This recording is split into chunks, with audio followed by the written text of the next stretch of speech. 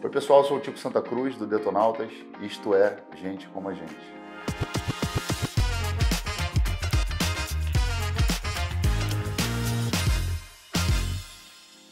Quando você está começando um trabalho e você ainda não tem experiência para poder entender direito o que você está fazendo, né? Tipo, as coisas são bem diferentes, assim, você lida de maneira diferente com as novidades, né? Então, no início, tudo era uma festa, uma grande festa. A gente não entendia exatamente que a gente estava fazendo um trabalho que é um trabalho que exige, obviamente, os cuidados de qualquer empresa ou de qualquer instituição que está atuando dentro de um mercado.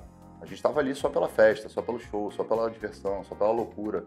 Então, naturalmente, a maneira como a gente conduziu durante muito tempo o trabalho do Detonautas foi literalmente dentro desse estilo de vida do rock, né? Tipo, do que o rock era pra gente, como comportamento. Né? E eu acho que hoje a gente entende que tem o comportamento, que tem toda a questão do estilo de vida, mas também tem uma série de outras questões relacionadas ao business mesmo, a forma como você conduz a turnê, que você produz, quem é que está trabalhando com você, os departamentos que envolvem toda essa estruturação. Então, à medida que você vai amadurecendo também, você enxerga diferente a sua relação com o público, a sua comunicação vai mudando. Então, acho que muda tudo, na verdade, né? O início é uma grande festa, um grande oba-oba, e depois você vai, se você for capaz de amadurecer e entender qual que é o lugar de cada coisa, você vai conseguindo se estruturar, e eu acho que esse talvez seja um grande segredo de longevidade. Sem dúvida. No começo você tem duas músicas, uma música que está estourada ali, que faz muito sucesso. A gente está passando por uma transição tecnológica também, de comunicação. Então, quando a gente começou, não tinha essas redes sociais que tem hoje. Atualmente é uma outra maneira, outra dinâmica. Então, você sente também que a forma de se comunicar com o público mudou. São 27 anos que o Detonautas tem. A gente está celebrando 20 anos por conta do primeiro álbum que foi lançado no início dos anos 2000. Mas a gente sente que o público hoje tem também uma presença maior, a gente tem muitas músicas cantadas, então o comportamento é diferente também por parte do público. A gente tem uma consistência maior em relação ao show. Se antes a gente tocava 2 hits e depois o show ficava meio voando, hoje em dia as pessoas cantam do início até o fim, então é diferente. Não, a gente nunca pensou sobre isso, na verdade. Eu acho que o Skank, o Sepultura e Nat Roots são bandas dos anos 90, que tem uma história, uma trajetória brilhante. Mas eu acho que, assim, os artistas, eles entendem qual é o momento, a dinâmica interna da banda pode determinar se está valendo a pena continuar ou não. A gente está muito no começo, assim, de uma fase que traz ao Detonautas também uma outra percepção de tudo que a gente está vivendo. Não é nem cogitado na nossa cabeça esse tipo de decisão, né, de terminar uma banda. Eu acho que a gente é muito jovem ainda como banda, dizendo, né? 27 anos é uma banda jovem. Não, eu, na verdade, assim, eu tenho atuado pouco em rede social, tirando a relação com o meu trabalho, por uma questão de saúde mental mesmo. Eu acho que rede social é um espaço que você tem que ser muito cuidadoso com que tipo de assunto você vai se envolver, etc. Eu sou uma pessoa muito intensa, então durante muitos anos eu usei de forma desordenada, por uma questão interna minha mesmo. E isso começou a fazer muito mal para mim, para minha família, para o meu trabalho, para as coisas com as quais eu me relacionava. Eu, como artista, não posso abrir mão da rede social, porque tem uma interação com o público e com o desenvolvimento mesmo da comunicação do que eu faço para o público. Mas em relação às minhas questões pessoais ou privadas, eu evito colocar alguma coisa. Entendi que não faz bem para minha cabeça, não faz bem para minha saúde. Essa coisa da religião é uma coisa que eu já tive muito presente na minha vida no início dos anos 2000, no final dos anos 90. Depois eu passei uma fase muito grande estudando outras formas de se relacionar com o mundo e tudo. Me tornei agnóstico e isso me afastou um pouco dessas questões relacionadas à espiritualidade. Depois da pandemia, ali, do período de pandemia, eu me reconectei com a religião. Eu não sou iniciado no candomblé, mas eu sou uma pessoa que tem esse interesse pelas religiões de matriz africana e faço um movimento em direção a esse lugar de conhecimento para poder entender essas energias, entender essas forças, e tem feito muito bem para mim. Então eu acho que, independente do que as pessoas pensem em relação à religião dentro da rede social, a fé é uma coisa muito importante na vida de uma pessoa e eu coloco esse assunto em pauta, às vezes, no Stories ou até mesmo num post no feed, até porque eu acho que talvez os ataques a mim sejam direcionados em outros setores, não a questão religiosa. Mas é claro que a religião sofre muito ataque, até porque é uma religião africana. Então a gente tem outras nuances aí que vão ser envolvidas quando a gente está falando de uma questão relacionada a esse tema. Não, era bastante preconceituoso, na verdade. Eu acho que o rock ele tem essa característica, né, de ser um estilo nichado demais, que tem uma postura muitas vezes preconceituosa em relação a outros estilos. E no início, obviamente, com a minha maturidade, eu também tinha essa postura. Eu achava que só o rock era bom e todo o resto era uma porcaria. Mas eu acho que com o amadurecimento, entendendo também que a cultura brasileira ela tem uma diversidade muito grande, você vai percebendo essas nuances e vai se abrindo cada vez mais para poder ter uma relação com os artistas que também estão fazendo o seu trabalho, independente do gênero. E isso só melhorou minha vida, na verdade. Na medida em que eu fui entendendo essas questões, fui abrindo espaço para ter uma relação saudável com pessoas de todos os gêneros. Inclusive, convidamos algumas dessas pessoas para cantar junto com a gente. Não só a relação do dia a dia social, mas fizemos música com a Alcione, fizemos com o Lucas Luco, fizemos com artistas de outros segmentos, né? Que, de certa forma, contribuíram também para a gente dialogar com um público mais amplo. Ela é uma desconstrução que vai passar, obviamente, por um processo terapêutico, né? De entendimento interno, de entender por que eu tinha essa postura mais conflituosa. Eu acho que também, obviamente, quando você é mais novo, você tem, dependendo da sua natureza, eu tenho uma natureza conflituosa por conta das minhas histórias de infância, de adolescência, etc. Minha vida não foi uma vida simples, apesar de eu ser uma pessoa de classe média. Então, tive muitos embates quando eu era adolescente. E eu acho que trouxe essa armadura, de certa forma, para a minha idade adulta, e isso me trouxe muito problema, porque a forma de você lidar com determinadas situações acaba sendo o que você aprendeu na primeira, né, ali na infância, na adolescência. E depois, quando você vai entendendo terapeuticamente quem é você, vai se desconstruindo, né, dessa persona e reconstruindo de uma outra forma, se esse é o seu propósito, né, e esse é o meu propósito, é aprender, é desenvolver, melhorar e me tornar uma pessoa melhor. E aí eu acho que, à medida em que eu fui me tratando, literalmente me tratando, as coisas começaram também a ter outras nuances, outras cores, outras abordagens. E aí eu acho que é natural que você vá evoluindo também como ser humano, né? Então, não vejo nenhuma vantagem efetiva em manter uma postura que me prejudicou durante muitos anos, né? Em relação à minha vida de modo geral, a forma como eu abordo, não é só a questão profissional, tudo que está ao meu redor. Eu era muito jovem, né, quando eu comecei. E eu fui pai muito jovem, eu fui pai com 23 anos. Meu filho hoje tem 23 anos. Eu olho para ele e falo assim, imagina se ele fosse pai hoje, qual a maturidade que ele teria para poder conduzir a vida de uma criança? Nenhuma. Um garoto de 23 anos é um garoto mesmo. Hoje, com 47 anos, eu olho para um cara de 23 e vejo um garoto. É óbvio que o tempo, a cronologia, não determina se uma pessoa tem maturidade ou não para alguma coisa. Mas a tendência é que você não tem experiência para poder lidar com questões complexas como a paternidade, por exemplo. Então foi muito difícil, ainda mais você imagina, um cara de 23 anos fazendo sucesso de rock, naquela fantasia do rock, da questão do comportamento, sexo, drogas, rock and roll, vamos viver a vida, oba-oba. Muito difícil você conseguir enxergar a responsabilidade, as coisas que envolvem a paternidade. E, obviamente, a minha rotina, a minha agenda era muito, muito pesada, né? O Detonautas estourado lá no início, às vezes eu passava 6 meses fora. Eu ficava em casa, sei lá, ia uma vez ou duas. Então isso, com certeza, impactou na vida do meu filho, da minha mulher, que a minha mulher está comigo até hoje, são 24 anos que a gente está junto. E claro que, ao longo do período todo, desse processo todo de tempo que vai passando, você vai compreendendo e administrando melhor, mas é muito difícil você fazer sucesso muito jovem. A probabilidade de você ter um problema sério, né, por falta de maturidade e de experiência é grande, né, no decorrer da sua trajetória.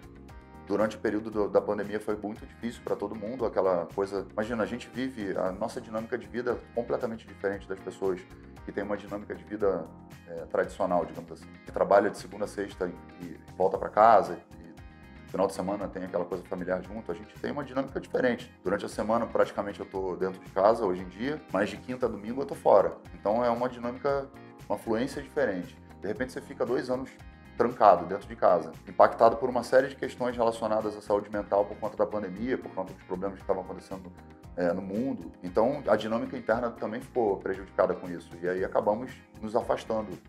A gente ficou afastado durante 8 meses ou 9 meses. E também foi bom para ela e para mim, para que a gente pudesse fazer algumas revisões dentro da relação. E uma relação de 24 anos não é uma relação que você passa linear. Ela é uma relação de altos e baixos e é só para quem realmente consegue vivenciar essas nuances, né, da vida, ainda mais hoje em dia, com todas as coisas que a gente está vendo em termos de dinâmica. As pessoas não têm mais tempo de consertar as coisas. Se alguma coisa dá errado, elas já abandonam e vão embora. Não é a nossa forma de lidar. É claro que dentro de 24 anos, milhões de coisas aconteceram. Mas a gente conseguiu, de certa forma, manter a relação e eu acho que isso, dentro da realidade social de hoje em dia, é uma vitória. Eu acho que, na verdade, a minha postura naquele momento, minha postura em outras etapas da minha vida, talvez ela fosse uma postura que trouxesse essa percepção de, não da Rede Globo, mas eu acho que de modo geral, dos veículos de comunicação de modo geral, de um certo desinteresse pela minha postura, pela maneira como eu estava comunicando. E cada um entende qual é a dinâmica do seu canal, do seu espaço, e escolhe quem são as pessoas que vão estar lá ou não. A internet dá a possibilidade de todo mundo ter o seu próprio canal. Basta você entrar no YouTube ou então entrar numa plataforma de streaming e criar a sua programação. Se você quer participar de alguma outra programação, você tem que identificar de que maneira você pode se relacionar, digamos assim, com essas empresas, né? Não só a Globo, acho que todas as empresas. E eu acho que em determinados momentos da minha trajetória, talvez a minha forma de se comunicar não estava sendo eficiente. Eu estava comunicando coisas em lugares inadequados, talvez. Porque eu tive uma conversa uma vez com o Fábio Assunção, numa fase que a gente estava mais próximo, e ele falou para mim, ele falou, pô, você não vai chegar no Faustão, que é um lugar de entretenimento, e falar sobre política. Não faz sentido. As pessoas estão ali com outro propósito. E eu estava meio que desorientado em relação a isso. Para mim, todo lugar era um lugar de combate, né? E eu acho que não é. A vida não é assim. Você pode ter os locais de combate, mas você tem que identificar qual é o local para você ser eficiente. E eu estava sendo ineficiente, na verdade. Talvez naquele momento eu tenha feito um comentário relacionado a isso, até pela minha própria incapacidade de me observar como um indivíduo e de que maneira que eu estava me comunicando com as questões. Mas hoje em dia eu não tenho mais nenhum problema. Em todos os lugares onde eu vou, sou super bem recebido. O Detonautas também é super bem recebido. Então a gente aprendeu também de que forma a gente precisa localizar o que é o que para poder ser eficiente na comunicação. Olha, o Detonautas, como grupo, como banda, ele não é um grupo transgressor nesse aspecto. Eu, como indivíduo, a minha personalidade tem essa característica. Eu acho que dentro da trajetória do rock, aí falando do gênero mesmo, eu acho que o rock por si só ele tem uma característica transgressora. A origem do rock é transgressora. Então, eu cresci ouvindo artistas que, enfim, Rita Lee, Raul Seixas, Renato Russo, Cazuza, né, a Legião, Charlie Brown Jr., Chorão era uma pessoa extremamente transgressora, e o Marcelo Iuca, do Rapa, extremamente transgressor. Só que existem formas de transgressão. Você pode transgredir pela música, você pode transgredir pelo seu visual, você pode transgredir pelo comportamento social, da forma como você se posiciona em relação a determinados assuntos. A juventude é transgressora. Se não for transgressora, não faz sentido, porque você está mantendo o status quo, né, do comportamento. Então, tipo, os meus artistas com os quais eu de alguma maneira me identifiquei, e aí eu posso falar também dos estrangeiros, de Morrison, Kurt Cobain, o Axl Rose, enfim, vários artistas que são artistas que tiveram, digamos assim, posturas conflituosas com a indústria ou com o status quo, com a sociedade. Eles fizeram isso baseados no comportamento que estava relacionado com o estilo de vida do gênero, do rock, da forma como se identificou com a musicalidade, enfim. Também, assim, você pode continuar sendo transgressor sem necessariamente você estar sendo intenso no sentido de estar mostrando que você é transgressor o tempo todo. Tem várias formas de transgressão, né? Às vezes você fazer um silêncio é uma transgressão, quando está todo mundo gritando, né? Então eu acho que eu continuo sendo transgressor, só que agora eu tenho controle sobre a minha transgressão, um controle interno. Então eu sei qual é o momento que eu posso chegar e conseguir avançar em direção a uma transgressão e outros momentos que não vale a pena insistir. Assim, eu não faço música para alguém, eu escrevo o que eu sinto e isso atinge as pessoas. Então eu não direciono isso para um grupo específico. É um sentimento, é uma questão existencial. E as pessoas que se identificarem com essa questão existencial, elas podem ser de qualquer gênero, de qualquer classe, raça, credo, de qualquer espécie. É basicamente, tipo, você falar o que você sente e alguém se identificar com isso, mas não direcionado para o público A ou para o público B. Tipo, eu tenho um interesse, obviamente, de dialogar com as pessoas mais jovens. E eu sei que é difícil, porque é um choque geracional de vocabulário, de posicionamento que eu digo de comunicação mesmo. Mas eu faço esse trabalho, eu estudo, eu pesquiso, eu tento ver de que maneira eu posso acessar, mas eu não direciono meu trabalho para classe tal, para o público tal, para o gênero tal. Eu faço e a galera que quiser colar com a gente pode vir que vai ser bem-vindo. Eu fiz durante um período um investimento em algumas ETFs de cannabis, que por si só não deram muito resultado. Eu acho que a cannabis é um ativo muito forte.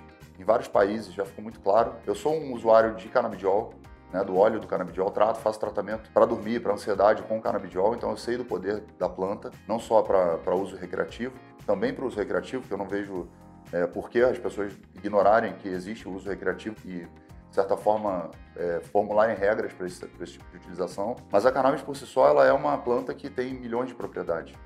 não só do uso medicinal também, em outras áreas também. Então eu me interessei por isso e fui investir numa ETF, mas efetivamente não me deu grandes retornos, porque eu também não fui muito profundamente nisso. Eu sei que tem amigos meus que investem de forma muito mais eficiente dentro do mercado da cannabis. Hoje eu tenho uma visão muito mais avançada, mais sofisticada em relação à minha questão financeira, que também era um tabu para mim antigamente. Falar sobre dinheiro, falar sobre capital, falar sobre capitalismo, né? Falar sobre a questão financeira do país, etc., econômica. Eu tinha uma dificuldade enorme, porque, de certa forma, eu estava... Como é que eu podia ser um transgressor e, ao mesmo tempo, estar ganhando dinheiro, né, com a indústria, com a forma como o capitalismo se comporta, etc. Mas o Preto Zezé, que é um cara que eu considero muito, ele dirige a CUFA no Rio de Janeiro.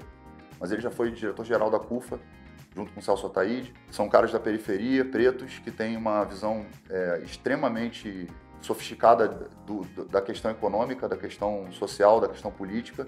Ele virou uma chave na minha cabeça. Ele falou, se você não estiver bem financeiramente, se você não se preocupar com as questões financeiras que vão sanear também o seu dia a dia, a sua vida, a sua família, etc., você não vai ter energia para conseguir mudar nada no mundo. Porque eu tinha essa coisa idealista de mudar o mundo. Mas para você mudar o mundo, você tem que estar estruturado para isso. E eu estava indo de encontro, batendo de frente, digamos assim, com o sistema desestruturado. Então, você tem que saber equilibrar essas equações.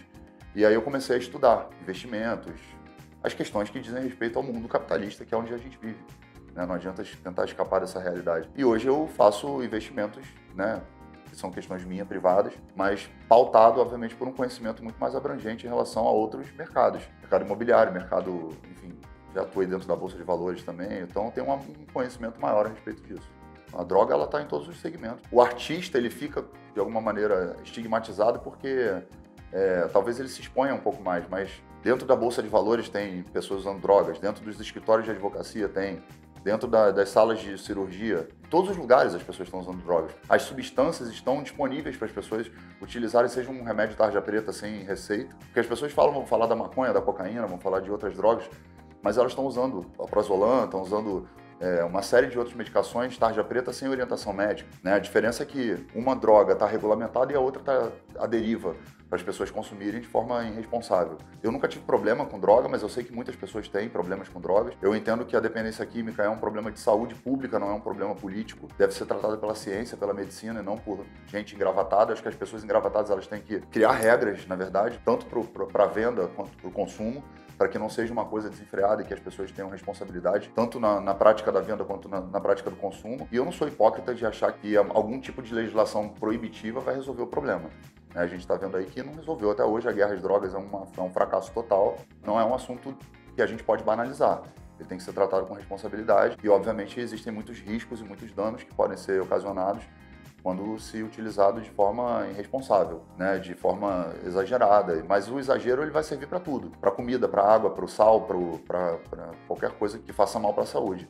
Né? Eu sou uma pessoa extremamente disciplinada, então eu não sou referência para ninguém, porque a minha disciplina é uma disciplina de alguém que conseguia, no final de semana, tomar um porre e na segunda-feira estar dentro da academia ou correndo uma maratona. Mas eu entendi que existiam prejuízos para a minha saúde se eu continuasse usando qualquer tipo de substância que pudesse, de alguma maneira, me prejudicar até na minha convivência com a minha família, com as pessoas com quem eu trabalho, etc. Quantas pessoas têm essa consciência? Né? Então a gente tem que ter muito cuidado quando fala sobre esse tema, porque é um tema delicado. Ele vai atingir um percentual da sociedade que não vai conseguir fazer o uso recreativo e vai trazer danos tanto para si mesmo quanto para a própria sociedade.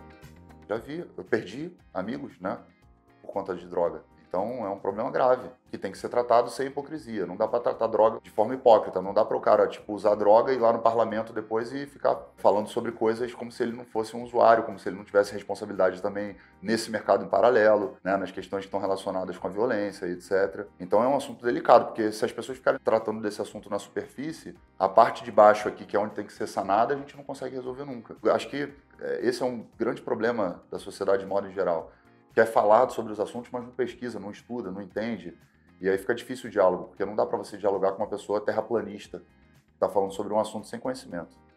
Eu acho que é uma ignorância muito grande em relação ao que o mercado cultural, tô falando da cultura, né, não só da música, representa. Eu acho que, em primeiro lugar, a cultura ela é a identidade de um país, né, de um povo. E nós somos totalmente dominados por culturas estrangeiras. A maneira como nos vestimos, o que nós consumimos de modo em geral, a forma como nós gastamos o nosso dinheiro, porque foi inteligente da parte de países como os Estados Unidos, agora, por exemplo, a Coreia, que vem fazendo esse movimento, investir em cultura.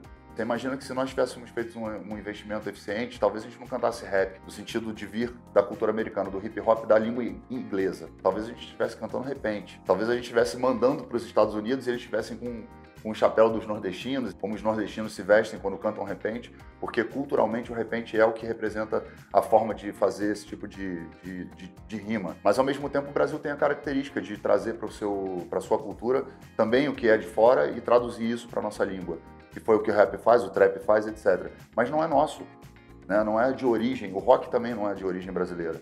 O que é de origem brasileira é o samba. Essas manifestações, elas são exportadas para outros países, mas culturalmente o cinema americano ele impacta muito na maneira como a gente se comporta. A música americana impacta muito na maneira como a gente vê o mundo. Os artistas, de modo em geral, seja do cinema, da música ou de outras artes, impactam também no nosso comportamento, e isso é um investimento em cultura. Então a pessoa que fala contra a cultura, que ela fala contra um investimento em cultura, seja da Lei Rouanet ou qualquer outra que ela não sabe o que significa, nem a forma como é a dinâmica para se conquistar esse direito de se utilizar esse tipo de recurso, é uma pessoa ignorante. Uma pessoa que está repetindo coisas que ela viu na internet sem nenhum conhecimento, nenhum embasamento e não sabe o quão forte, quantos empregos são gerados pela cultura, quanto de economia movimenta com a cultura, quanto que a gente poderia movimentar muito mais em outras áreas por influência da cultura. Então toda pessoa que fala de cultura e não sabe do que está falando, com certeza ela vai estar cometendo um equívoco na hora de dar um veredito a respeito desse tipo de investimento. Eu mudaria muitas coisas, assim, na minha vida, com certeza. Eu acho que a minha abordagem, de modo geral, óbvio, eu cheguei até aqui por ser quem eu fui. Poderia ter uma dinâmica, né, uma equalização, digamos assim, melhor em alguns momentos da minha vida que poderiam ter me potencializado mais ainda a minha capacidade de argumentação, a minha forma de abordar as pessoas, de eu conseguir acessar o público. Assim, como eu trabalho com música, para mim a imagem está muito clara de um equalizador ali, né, que a gente usa para equalizar o som, para chegar bem no ouvido das pessoas. Talvez eu pudesse ter baixado um pouquinho aqui, aumentado um pouquinho ali, feito uma frequência mais eficiente. Mas ainda assim, diante de todas as questões que eu vivi, eu cheguei até aqui aos trancos e barrancos do jeito que eu fui. Então, se eu pudesse mudar, eu mudaria essas equalizações, né? Equalizaria melhor a minha intensidade. Eu sou muito intenso, reconheço a minha intensidade e sei que ela me prejudicou em vários momentos. Então, se eu não entender isso como uma coisa que eu precisaria mudar para poder, enfim, ter outros resultados, eu dificilmente também conseguiria ter a clareza para poder hoje fazer os movimentos que eu estou fazendo. Hoje eu sou uma pessoa muito mais voltada para minha família, para o meu trabalho, para as questões com as quais eu estou me envolvendo, e eu entendo que talvez a minha persona talvez tenha chamado muita atenção ao longo de muitos anos. Ela faz parte da minha existência, mas ela está em transformação. Antigamente falavam que todo mundo no futuro teria 15 minutos de fama, né? E hoje a gente vê que todo mundo realmente tem 15 minutos de fama. Mas eu acho que com o avanço da inteligência artificial, etc., o movimento agora é o oposto. Quanto mais você estiver focado, de repente, só no que de fato interessa, menos chance você tem de ter problemas no futuro com questões relacionadas à tecnologia que com certeza vão utilizar dessas pessoas que estão se expondo, tanto seus dados quanto as suas questões financeiras, quanto as suas questões privadas, etc. Então hoje eu estou fazendo um movimento de me colocar para dentro de um espaço onde eu tenha cuidado de não me expor à toa ou com qualquer tipo de assunto que vai tirar minha energia e não vai me trazer nada de retorno para minha saúde mental e para minha saúde física.